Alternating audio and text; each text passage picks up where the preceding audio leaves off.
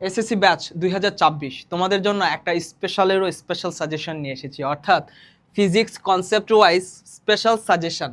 এই সাজেশনটা যদি তুমি ফলো করতে পারো, তাহলে তুমি যে বিগত 2টা বছর এলোমেলো পড়াশোনা করছো, সেই এলোমেলো পড়াশোনাটা একদম গুছায় আসবে এবং তুমি পরীক্ষার হলে গিয়ে অন্ততপক্ষে চিন্তা করতে হবে না ফিজিক্সের কোন পার্ট থেকে কোন টপিকস থেকে কোশ্চেনটা হয়েছে, হতে কিভাবে অ্যান্সার করবা, সব কিছু নিয়ে এই সাজেশনে আলোচনা হবে। তাহলে চলো আমরা শুরু করি। আমরা প্রথম চ্যাপ্টারটাতে চলে যাই।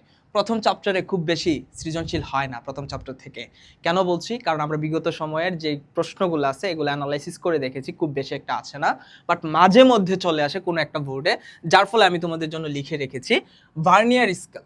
প্রথম হচ্ছে ভার্নিয়ার স্কেল, ভার্নিয়ার ধ্রুবক নির্ণয় এবং দণ্ডের দৈর্ঘ্য পরিমাপ করার জন্য, এটা একটা টাইপের চিন্তা করবা। তারপর হচ্ছে স্ক্রু গজ, পিচ নির্ণয় এবং তারের ব্যাস বা প্রস্থচ্ছেদের ক্ষেত্রফল বের করার যে নিয়মটা আছে, ওই নিয়মটা দিয়ে অঙ্ক আসতে পারে মাঝে মধ্যে, এটাতে একটা স্টার দিয়েই দাও। যেহেতু আসেই যদি এই চ্যাপ্টার থেকে, তাহলে এখান থেকে আসবে পরিমাপে শতকরা কতটুকু আপেক্ষিক ত্রুটি হয়েছে তা বের করার জন্য বলতে পারে। এটা গেল। তারপরে আসা হচ্ছে আয়তন নির্ণয়। আয়তন নির্ণয় এই পরিমাপের আপেক্ষিক ত্রুটির মধ্যেই পড়ে যায়। গোলক বা বেলনের আয়তন এবং তাতে ব্যবহৃত যন্ত্রের সক্ষমতা যাচাই করার কথা বলে আর কি এটা।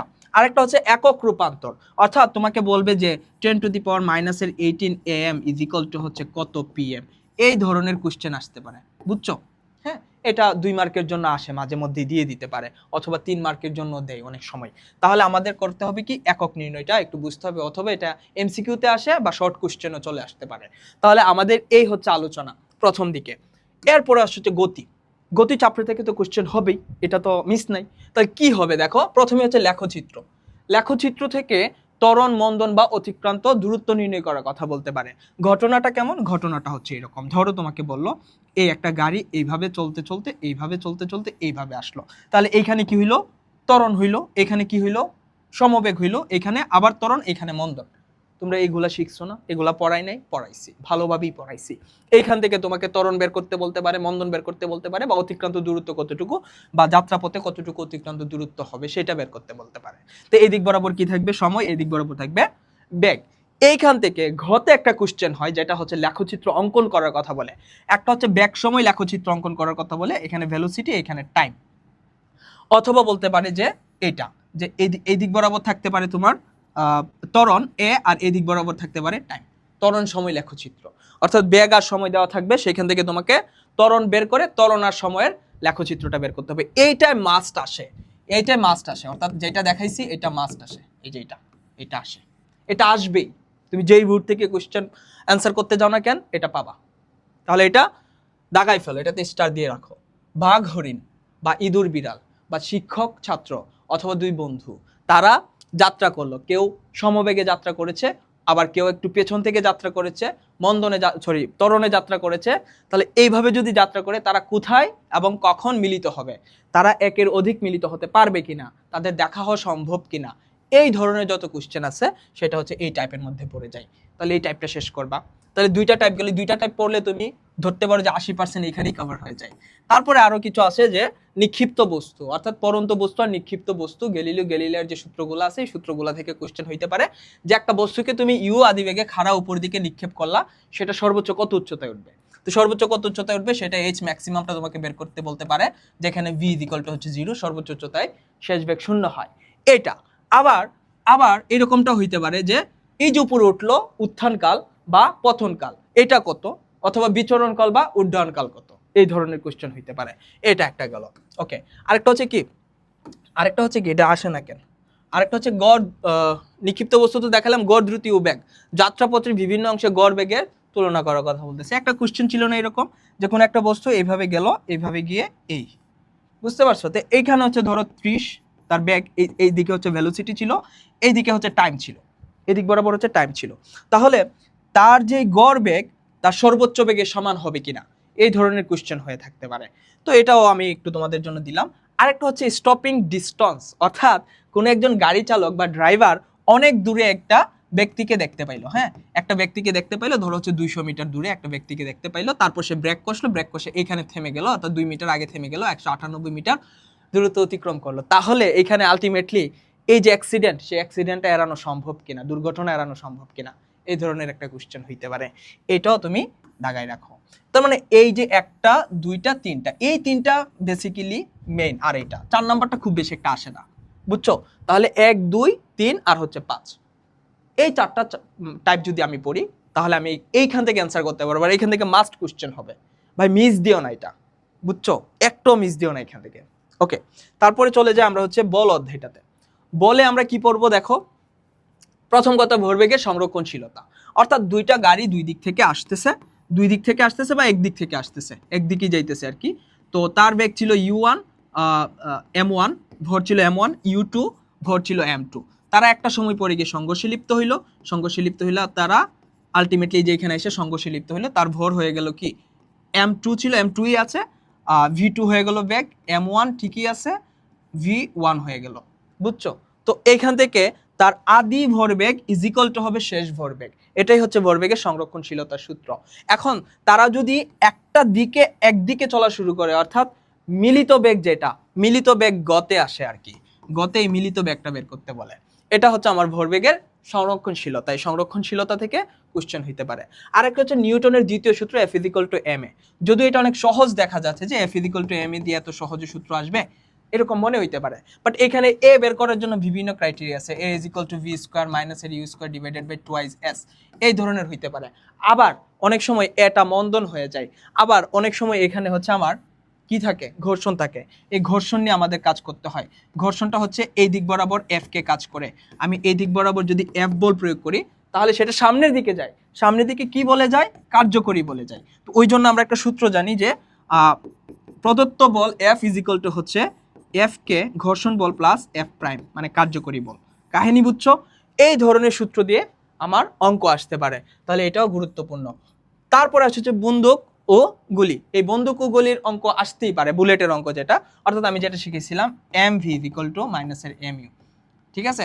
এটা হচ্ছে বন্দুকের শেষ বেগ, এটা হচ্ছে বন্দুকের ভর, আর এটা হচ্ছে কি গুলির ভর, আর এটা হচ্ছে গুলির শেষ বেগ।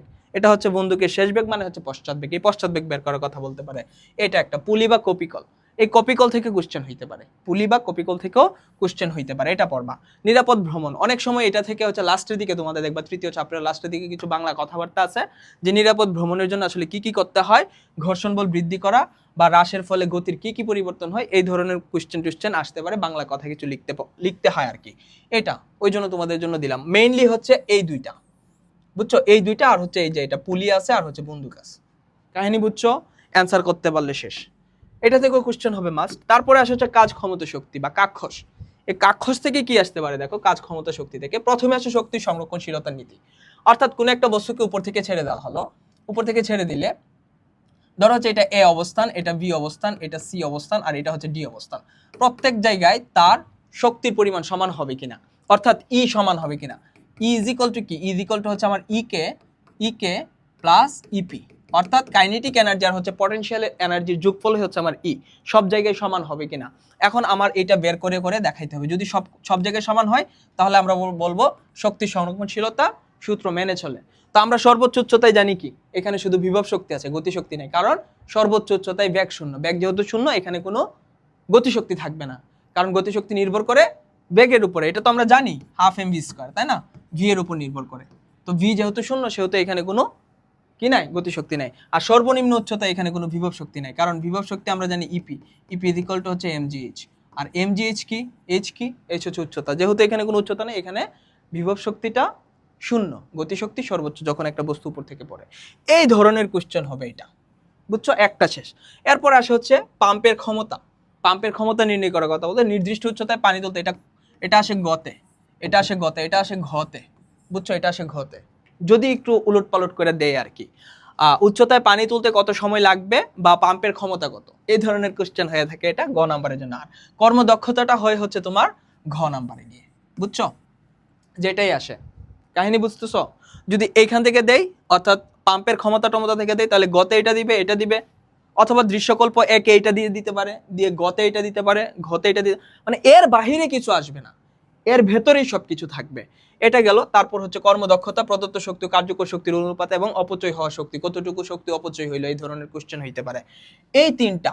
এরপর আরেকটা আছে বিভব শক্তি ও গতি শক্তি তুলনা করা, অর্থাৎ কোথায় এর বিভব শক্তি গতিশক্তি এত গুণ হবে অত গুণ হবে, এরকম আর কি। ধরো কোনো একটা বস্তুকে আমি উপরে নিক্ষেপ করলাম অথবা উপর থেকে ছেড়ে দিলাম, তাহলে ভূমি হতে কত উচ্চতায় এর গতিশক্তি বিভব শক্তির এত গুণ হবে, এন গুণ হবে, বা গতিশক্তি বিভব শক্তির এন গুণ হবে। এই ধরনের কোশ্চেন এমসিকিউর জন্য আমি শর্টকাট শিখাইছিলাম তোমাদের, আবার সিকিউর জন্য কিভাবে করবা সেটাও দেখাইছিলাম। এই ধরনের কোশ্চেনও হয়ে থাকে। স্প্রিং দিয়ে খুব বেশি একটা হয় না, মাঝে মধ্যে দিয়ে দিতে পারে গতে একটা মার্ক দেওয়ার জন্য, যে ই ইজ ইকুয়াল টু আমরা জানি হাফ কে এক্স স্কোয়ার। এই এক্সটা কি, এক্সটা হচ্ছে কতটুকু প্রসারিত করলা অথবা কতটুকু সংকুচিত করলা, এর মান। বুঝতে পারছো? এই হচ্ছে ইনাফ।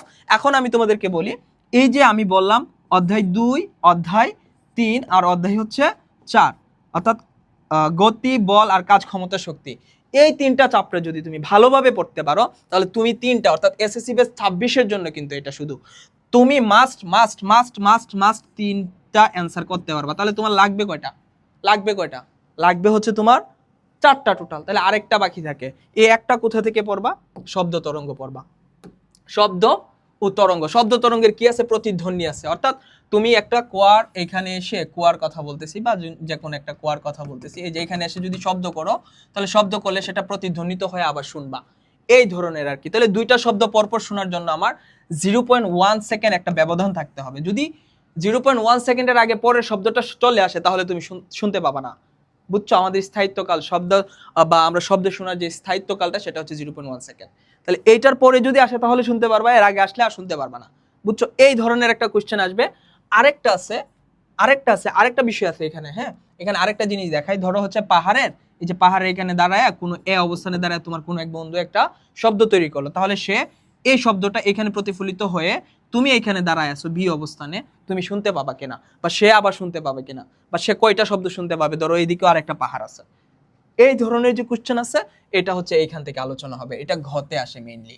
আর তরঙ্গ ও তরঙ্গ দৈর্ঘ্য কম্পাঙ্ক V is equal to F ল্যামডার যে সূত্রটা বিখ্যাত, সেই সূত্রটা দিয়ে যে কোশ্চেন আসে, এটা হচ্ছে ঘতে আসে। এই গতে কি আসবে? গতে আসবে হচ্ছে তোমার ধরো ফ্রিকোয়েন্সি বের করার কথা বলতে পারে, পর্যায়কাল বের করার কথা বলতে পারে, কিংবা বেগ বের করার কথা বলতে পারে, যে কোনো একটা হইতেই পারে। ঠিক আছে, এরকম। তাহলে এই যে ল্যামডাটা কিভাবে বের করতে হয় সেটা আমি তোমাদেরকে দেখাইছিলাম, যে সমদশা সম্পন্ন 2টা কণার কথা চিন্তা করবা, সেও উপরের দিকে যাচ্ছে, সেও উপরের দিকে যাচ্ছে। তাহলে এই জায়গাটা হচ্ছে তার ল্যামডা। এই ল্যামডাটা বের করাটাই কঠিন হয়ে যায়। বুঝছো? পুরাটা দৈর্ঘ্য দেওয়া থাকে, বাট আমরা ল্যামডাটা বের করতে পারি না। আমার ক্লাস আছে 2-3টা, ক্লাসে আমি একদম ক্লিয়ার করে দিছি বিষয়গুলো। ওকে, তাহলে এটা শেষ করবা। এরপর হচ্ছে মাধ্যমের প্রভাব। তাপমাত্রা বাড়ালে শব্দের বেগের পরিবর্তন হয়, অর্থাৎ তাপমাত্রা বাড়ালে শব্দের বেগ কতটুকু হবে সেটা যে আমরা বের করতাম, v0 = √T1 + 273, পরে নিচে 273 দিয়ে যে কাজটা করতাম, এইটা হচ্ছে তোমার গ এবং ঘতে কাজে লাগবে আর কি, অর্থাৎ শব্দের বেগের তুলনা করার জন্য। আরেকটা বিষয় আসতে পারে, সেটা হচ্ছে তুমি শব্দের বেগ বের করে দেখবা যে এটা কোন মাধ্যম। ঠিক আছে, পানি মাধ্যম, বায়ু মাধ্যম, নাকি লোহা মাধ্যম বা কঠিন মাধ্যম, এই ধরনের কোশ্চেন হইতে পারে। তাহলে এইটা গেল। দশা ও বিস্তার খুব বেশি একটা আসে না। দশা আর বিস্তার, শব্দ দূষণ ও প্রাবল্য, এগুলা দিয়ে হচ্ছে বাংলা কথাবার্তা আসে, শব্দের তীব্রতা আসে না, সিকিউ আসে না, ওইভাবে মাথায় রাখবা। তাহলে এই দুইটাই আসল, এই দুইটাই হচ্ছে আসল। এই দুইটা পড়লেই তুমি এখানে নিশ্চিত গ আর ঘ অ্যান্সার করতে পারতেছো ভাই। বুঝছো? ওই জন্য আমি এই চ্যাপ্টারটাকে বেশি প্রাধান্য দিই তোমাদের জন্য, এসএসসি বেস 2026 যারা দিচ্ছ। আর আলোর প্রতিফলনও হচ্ছে তোমরা পড়াশোনা করবা, যারা পড়াশোনা করতে চাও এই চ্যাপ্টারটা, যে লক্ষ্যবস্তুর অবস্থান কোথায় হবে। হ্যাঁ, অর্থাৎ তুমি ওই যে রুলস অফ 6 যেটা আছে না, লক্ষ্যবস্তুর অবস্থানটা কোথায় হবে, প্রধান ফোকাস ও মেরুর মাঝে রাখলে, বক্রতার কেন্দ্রে বস্তু রাখলে বিম্বের অবস্থান কোথায় হবে, বিম্বের প্রকৃতি আকৃতি কেমন হবে, এই দুইটা মিলে একটা ঘ নাম্বারে কোশ্চেন হয়। এই দুইটা মিলে একটা ঘ নাম্বারে কোশ্চেন হয়, মাস্ট এটা। আরেকটা হচ্ছে বিবর্তন গতে আসে, অথবা আরেকটা আসে গতে হচ্ছে এটা কি, দর্পণের সমীকরণ 1/u + 1/v = 1/f, ফোকাস দূরত্ব দিয়ে যে ম্যাথটা আসে, সেই ম্যাথটা দিয়ে তোমার এখানে গতে চলে আসতে পারে। আর ঘতে মাস্ট এটা আসবে। বুঝছো? দুইটা দৃশ্যকল্প দিয়ে এই কাহিনী করতে পারে। এখন যারা হচ্ছে আঁকা আঁকি পছন্দ করে না, মনে করতে পারে যে আঁকা আঁকি করলে ভুল হইতে পারে, তারা এটা স্কিপ করে তুমি চলে যাবা কোথায়? তুমি চলে যাবা হচ্ছে স্থির বিদ্যুতে চলে যাবা। স্থির বিদ্যুতে খুব বেশি একটা কোশ্চেন মানে নাই। এটা হচ্ছে কি, কুলম্বের সূত্র প্রথমে, এটা একদম তোমরা সহজেই জানো, এফ এর যে সূত্রটা, এফ এর সূত্রটা দিয়ে করে ফেলবা। এরপরে আসে হচ্ছে তড়িৎ প্রাবল্য, এটা ঘতে হয়, এটা আসে গতে, আর এটা হবে ঘতে।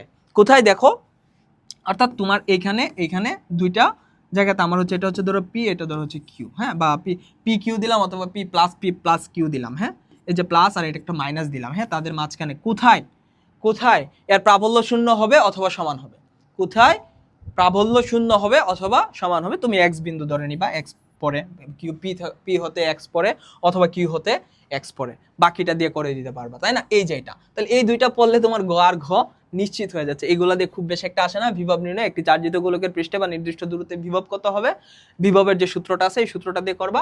এই আর এই বাকি দুইটা হচ্ছে বাংলা কথাবার্তার মতো আর কি। কাহিনী বুঝছো ভাই? আমি একসাথে শেষ করে দিলাম তোমাদের। তুমি যদি ভাই কোনোভাবে ধর্মের মতো বিশ্বাস করে যদি মনে করো যে হ্যাঁ আমি এটা চোখ বুজে বিশ্বাস করব, আমি এই 7টা চ্যাপ্টারের এই টপিকসগুলো পড়বো, এই টপিকসগুলো থেকে কোশ্চেন আসবে মানে আসবেই, এর যদি কিন্তু কোনো কিছু নাই, যদি কিন্তু কোনো কিছু নাই। কাহিনী বুঝছো? মাথায় রাখবা। তোমরা ভালো কিছু করতে চাইলে এই ফরম্যাটটা ফলো করো, এই সাজেশনটা ফলো করো। অনেকে হইতাছে তোমার একটা চ্যাপ্টার থেকে, প্রথম চ্যাপ্টার থেকে ধরো বললো বা দ্বিতীয় চ্যাপ্টার থেকে বললো যে এখানে 10টা বোর্ডের প্রশ্ন সলভ করে দাও, তাহলে 10টা বোর্ডের সব প্রশ্ন যদি সলভ করে তাহলে কিছু থাকেই না। এর থেকে ছোট না এটা। তুমি দেখবা যে কোন বোর্ডের প্রশ্নে এইরকম কোশ্চেন আছে, এটা আছে, তাহলে আমি এটা সলভ করব, মানে এটা শেষ, এটা যত বোর্ডে আছে শেষ। তাহলে আমি 10টা বোর্ড কেন শেষ করবো? আমি তো একসাথে অনেকগুলো বোর্ড শেষ করতে পারতেছি, তাহলে আমার সবগুলো শেষ করে ফেলবো একসাথে। আবার এইটা কোন কোন বোর্ডে আছে আমি একবারে একটা শেষ করব, তার মানে যত বোর্ড আছে সব শেষ। কাহিনী বুঝছো? এর থেকে ভালো সাজেশন আমি দিতে পারবো না। আমি দিছি, এটা যদি তুমি কোনোভাবে ফলো করতে পারো তুমি নিশ্চিত তোমার কাঙ্ক্ষিত রেজাল্ট অর্জন করতে পারবা। ওকে, তো সেই পর্যন্ত তোমরা ভালো থাকো, তোমাদের সবার জন্য শুভকামনা।